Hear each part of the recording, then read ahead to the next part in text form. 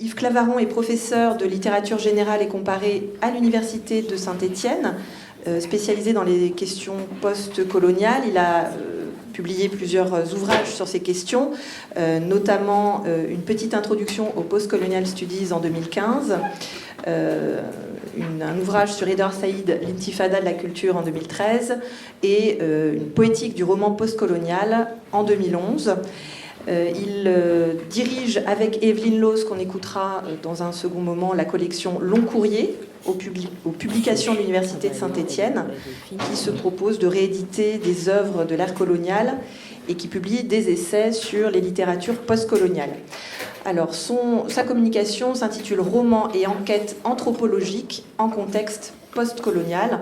Et il va s'intéresser plus précisément au cas d'Amitav Ghosh, qui est un anthropologue indien, je crois, et à son roman In an Antique Land. Merci. Alors, je voulais remercier tout d'abord Daniel Méo de m'avoir donné l'occasion de réfléchir sur l'idée de la notion d'enquête, qui ne faisait pas vraiment partie de mon champ d'études. Et c'est vrai que dans un premier temps, en pensant au domaine postcolonial, donc cette littérature produite dans des pays d'Afrique, des Caraïbes ou en Inde, qui sont mes domaines d'études, les écrivains qui viennent de ces pays appartiennent à des peuples qui ont été souvent soumis à des enquêtes ethnographiques, anthropologiques, avec un statut qui est le statut d'informateur indigène, donc qui est un statut un peu réducteur, et avec une insistance de leur part sur deux aspects de l'enquête, l'unilatéralité de l'enquête, puisque l'enquête est produite toujours par l'Occident, et aussi la violence de l'enquête, puisqu'on a parlé aussi d'une ethnographie ethnocidaire, c'est un terme qui a parfois été utilisé à l'époque coloniale. Et puis c'est une littérature aussi qui pose la question, et Daniel Méo l'avait évoqué dans son introduction, la question du rapport à la réalité, puisque une réalité ici qui est évidemment tout à fait spécifique et différente de ce qu'on peut trouver en Europe. Donc je vais parler d'un roman en particulier, donc d'Amitav Ghosh, qui a été anthropologue dans sa jeunesse et qui est devenu romancier, et c'est son troisième roman, In an Antique Land, 1992, qui a été traduit en français par Un infidèle en Égypte. Donc, sociologie, anthropologie et histoire donc, sont des disciplines proches qui partagent des pratiques épistémologiques, mais qui se distinguent par des formes d'investigation empirique spécifiques à chacune d'entre elles. Les archives pour l'historien, l'enquête par questionnaire pour la sociologie, le terrain pour l'anthropologie. Alors, ces trois configurations méthodologiques ne sont toutefois pas étanches et les disciplines peuvent emprunter les unes aux autres.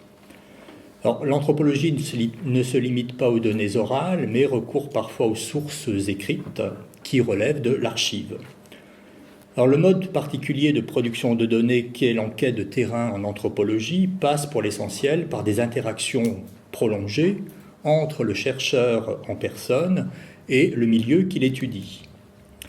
Et dans l'histoire, là je cite Claude Bankert, dans l'histoire de la science de l'homme au XXe siècle, le terrain tient à la fois du lieu physique, de la technique et du rituel professionnel. C'est sur le terrain que se pratique l'enquête, en tout cas pour Lévi-Strauss, qui refusait la posture de l'anthropologue en chambre. Alors, le débouché habituel de l'enquête anthropologique est l'ouvrage scientifique, mais pas exclusivement, et Vincent Debène observe une tradition française qui est celle des deux livres de l'ethnographe.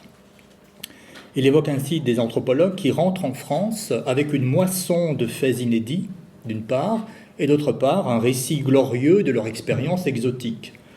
Par exemple, Théodore Monod, qui a publié un recueil scientifique intitulé L'Adrar Annette en 1932, et ensuite qui a publié un récit héroïque de ses aventures sahariennes, Méharé, en 1937.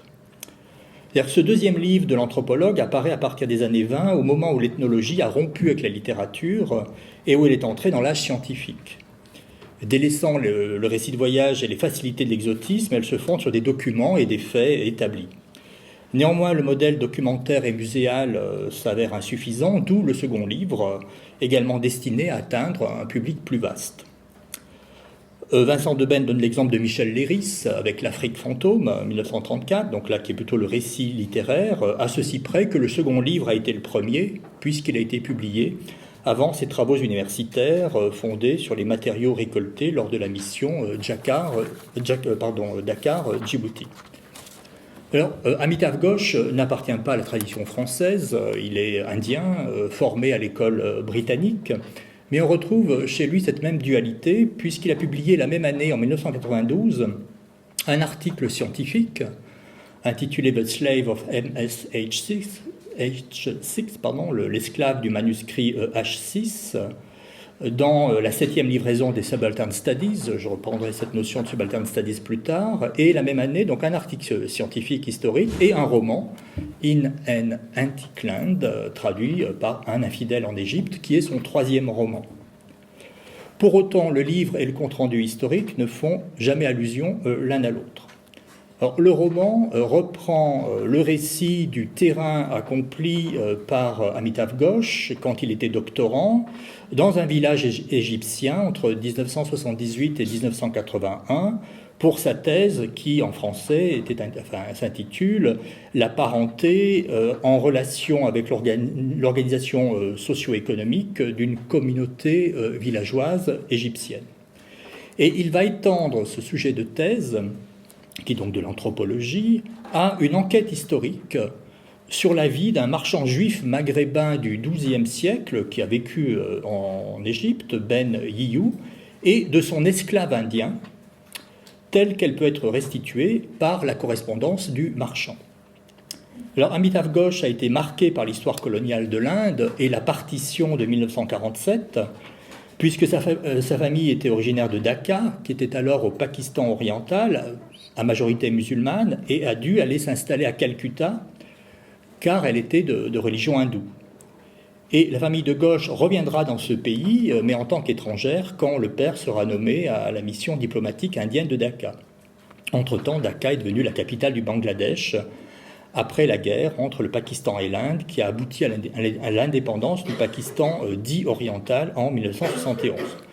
Donc, ma communication visera à articuler les différentes relations entre anthropologie et littérature, enquête, compte-rendu historique et roman, dans un contexte postcolonial.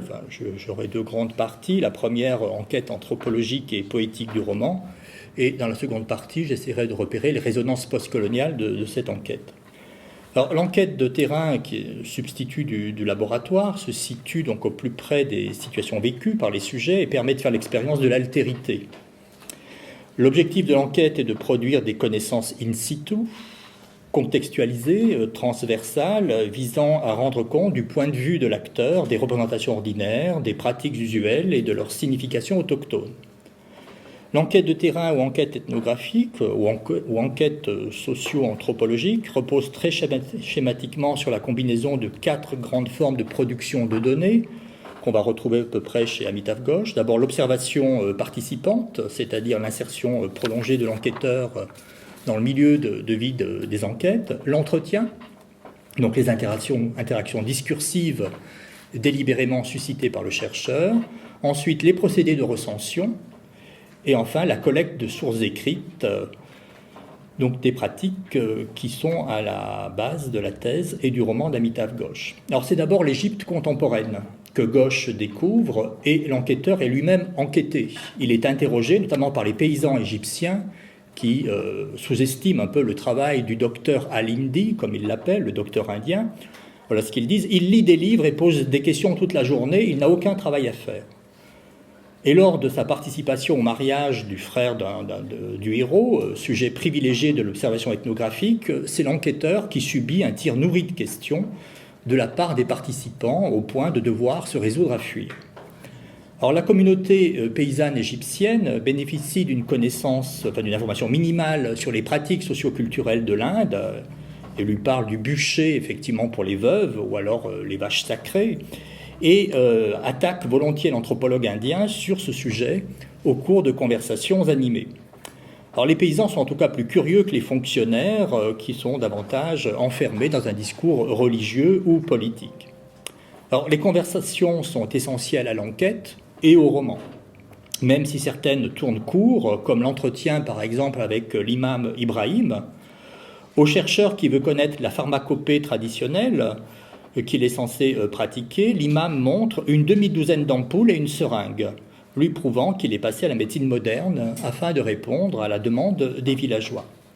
Alors même si Ghosh, l'anthropologue, se présente rarement en collecteur d'informations, son instrument de travail, le carnet de notes qu'il promène partout, finit par effrayer les populations qui pensent avoir affaire à un contrôleur du gouvernement qui est venu vérifier si quelqu'un échappait au service militaire.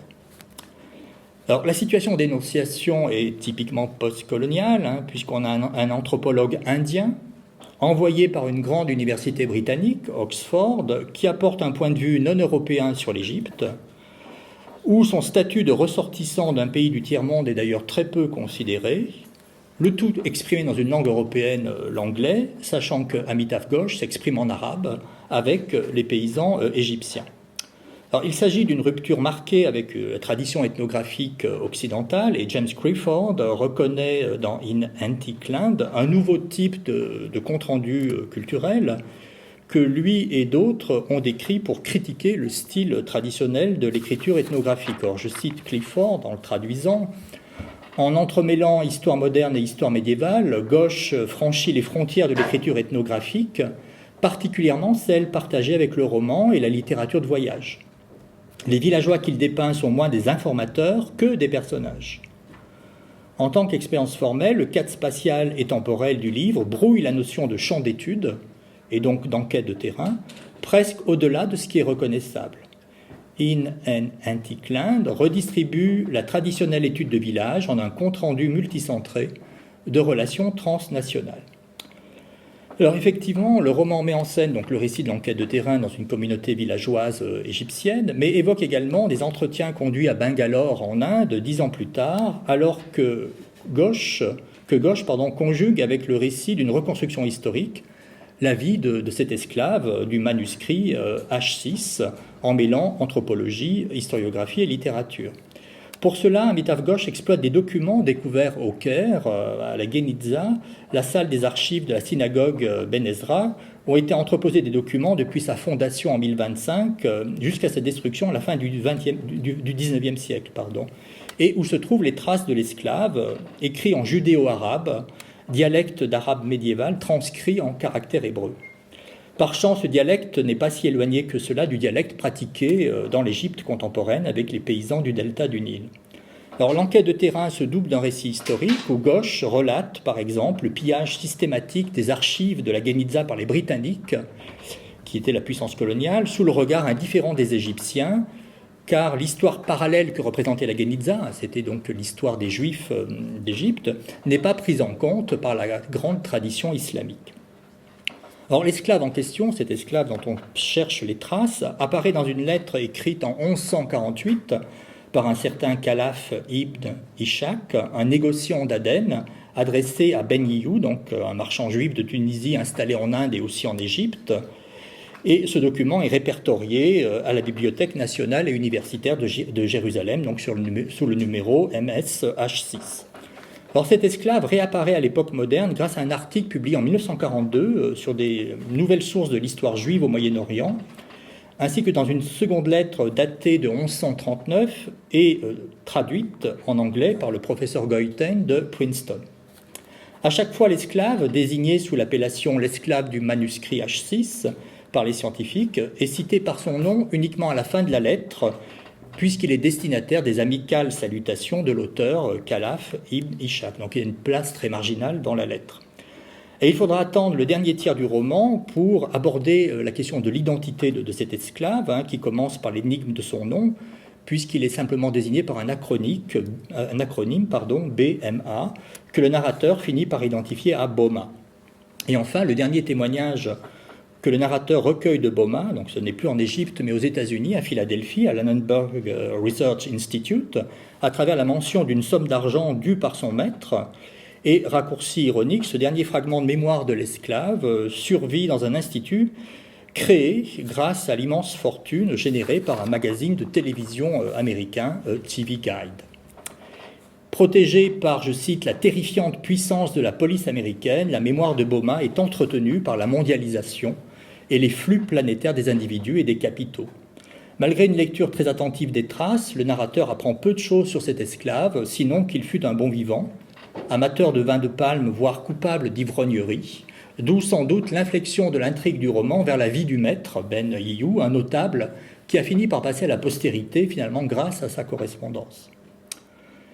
En effet, à partir d'un indice très ténu, un fragment de lettre, Amitav Ghosh pratique une enquête historique et contemporaine sur le terrain et dans les bibliothèques qu'il insère ensuite dans une forme narrative qui est celle du roman policier.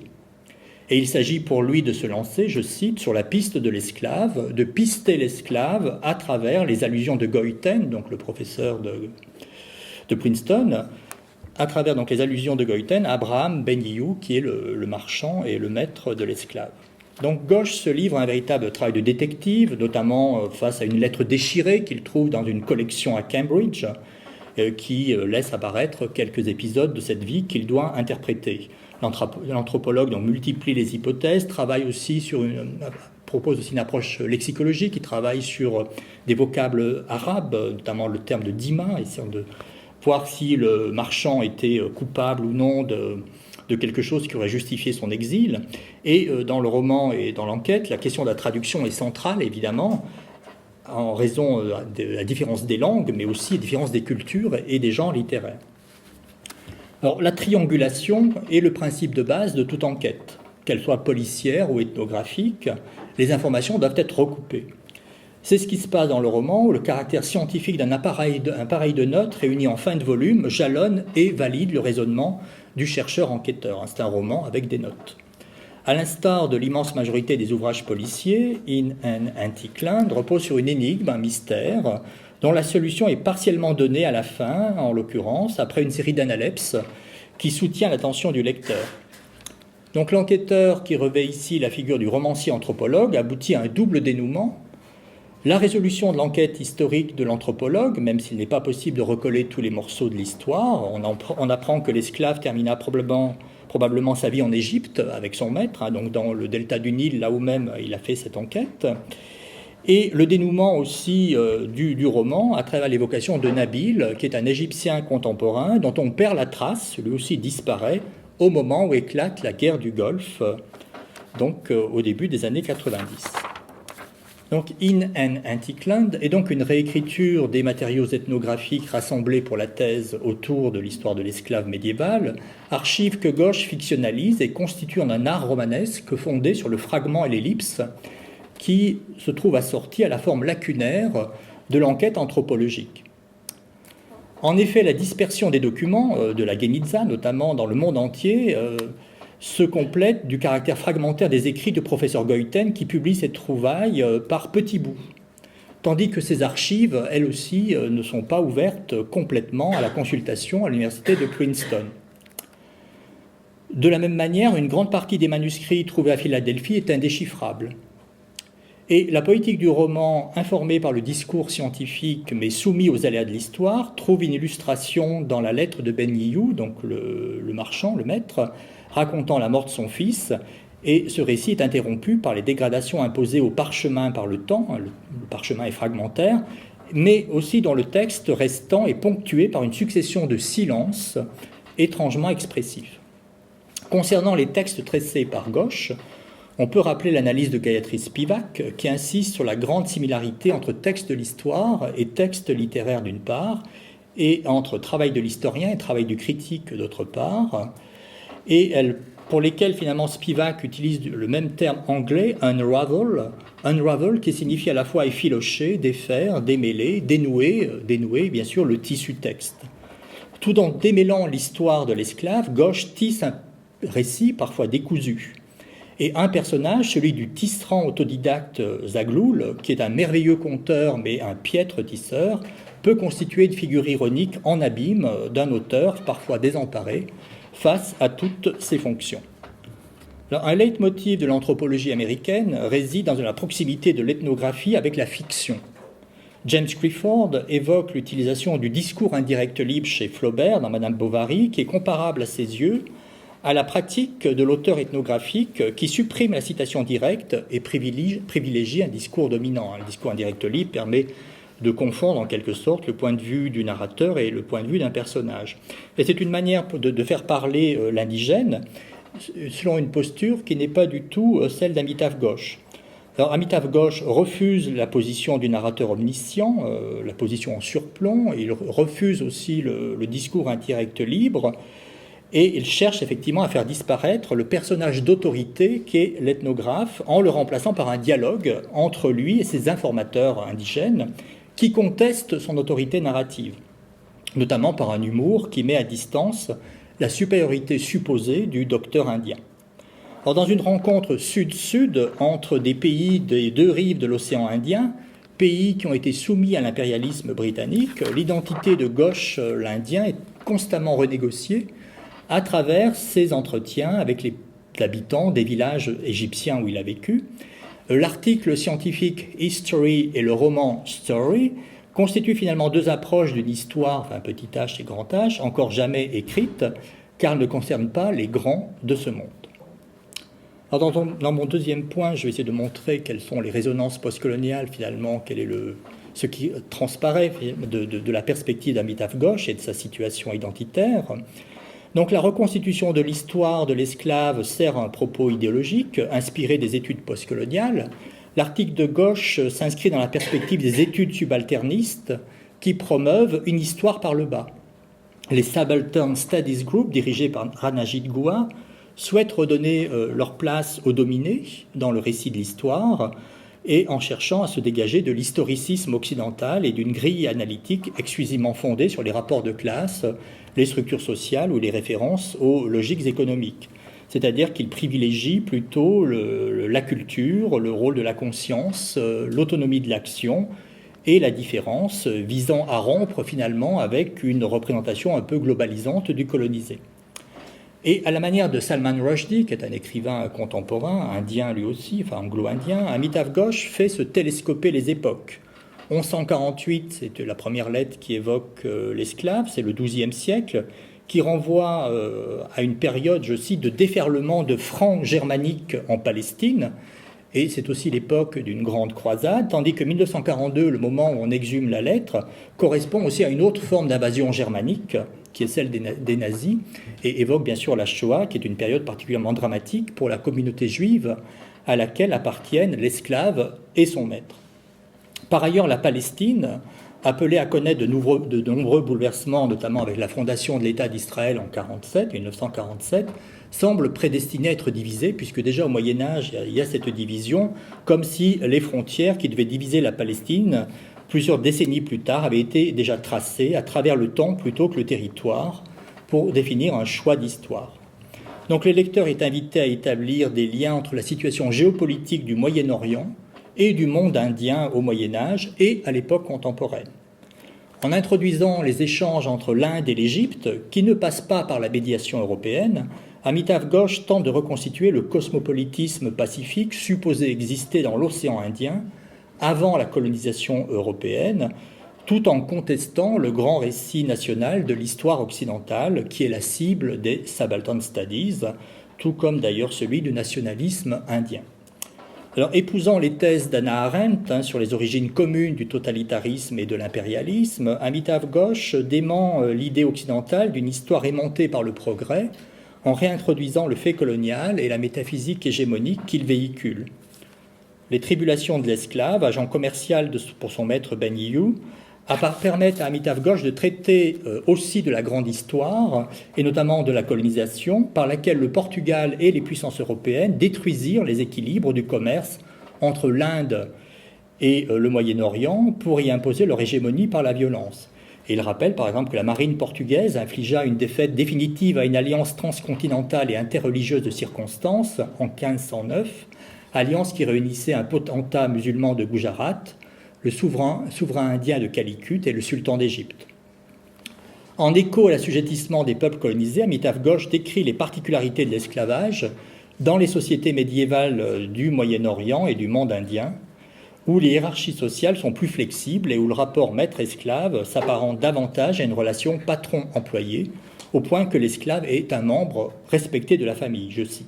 Donc loin de l'humiliation, l'esclavage confère même une sorte de noblesse, notamment dans les relations humaines, tout en s'inscrivant dans une tradition poétique indienne, qui est celle des Vaishnavas quiétistes, une sorte de mysticisme hindou, qui font finalement de l'esclavage l'image d'une liberté paradoxale dans la quête de Dieu.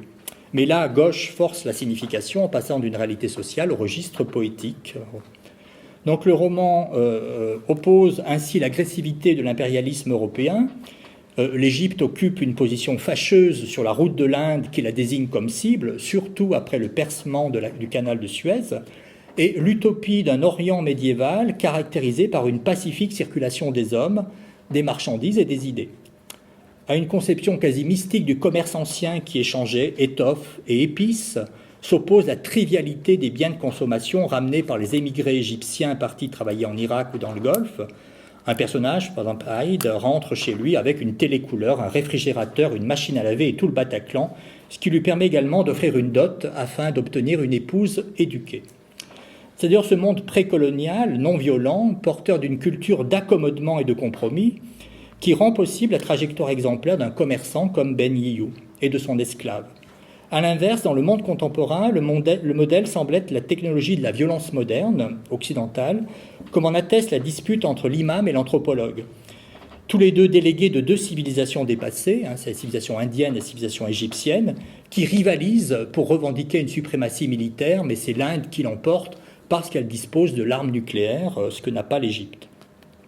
Et à cette violence présentée comme d'origine occidentale, le roman oppose des philosophies non occidentales, comme la philosophie mystique hindoue dont je parlais tout à l'heure, ou le soufisme, des sortes de contre-croyances intégrées à une forme de syncrétisme culturel. Or, ce que Ghosh recherche, c'est tout ce qui tend à abolir les frontières et à recréer des espaces de dialogue qui permettent de repenser l'altérité. L'Égypte contemporaine comporte encore aujourd'hui des traces d'une antique culture du dialogue qu'il s'agit de remettre au jour, tout comme en Inde, déchirée par les conflits identitaires et religieux.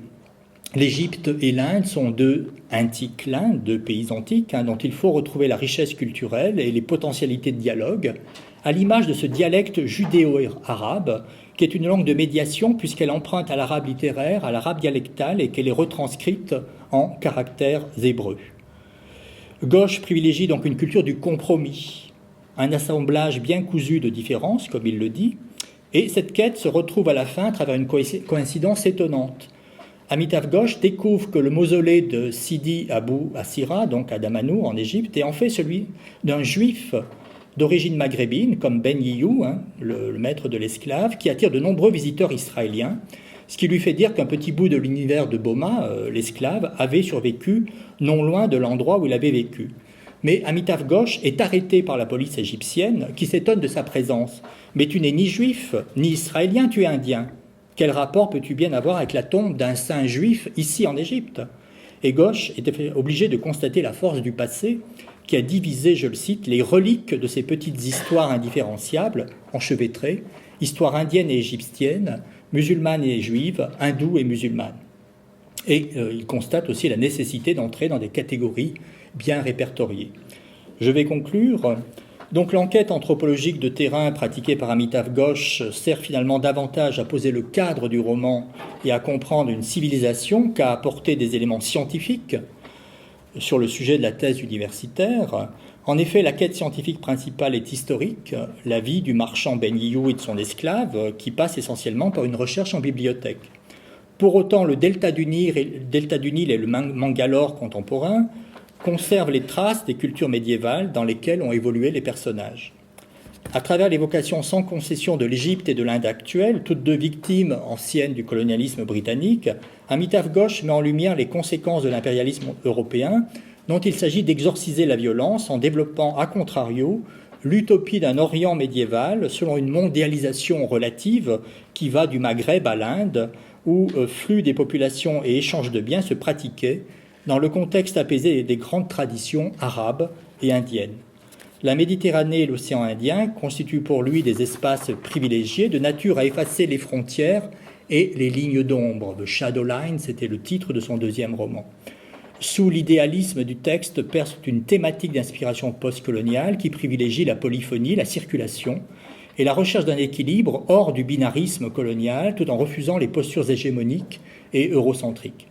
Pour autant, Amitav Ghosh ne rejette pas les sciences humaines occidentales, en faisant lui-même acte d'historien et d'anthropologue formé à Oxford. D'ailleurs, sa thèse est à Oxford, elle a été enregistrée. Mais il est avant tout un romancier, comme sa carrière le prouve, même s'il refuse le statut de roman à In an Antique Land.